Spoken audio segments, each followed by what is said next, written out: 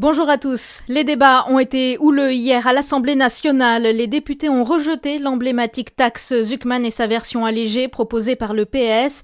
Ils ont en revanche approuvé la transformation de l'impôt sur la fortune immobilière en impôt sur la fortune improductive.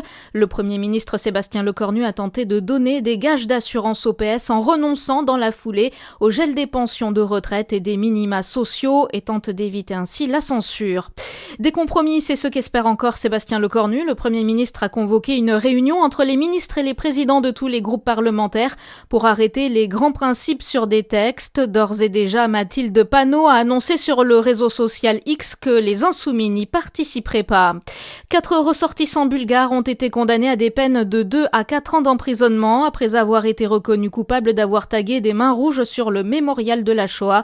C'était en mai 2024, une affaire sur fond de soupçons d'ingérence étrangère.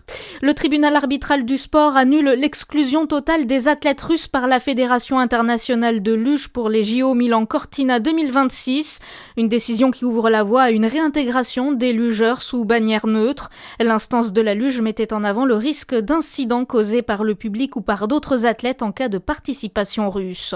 Plusieurs changements. Ce 1er novembre, la loi montagne entre en vigueur aujourd'hui. Les équipements spéciaux, pneus hiver, chaînes ou chaussettes à neige deviennent obligatoires jusqu'au 31 mars pour circuler dans une trentaine de départements.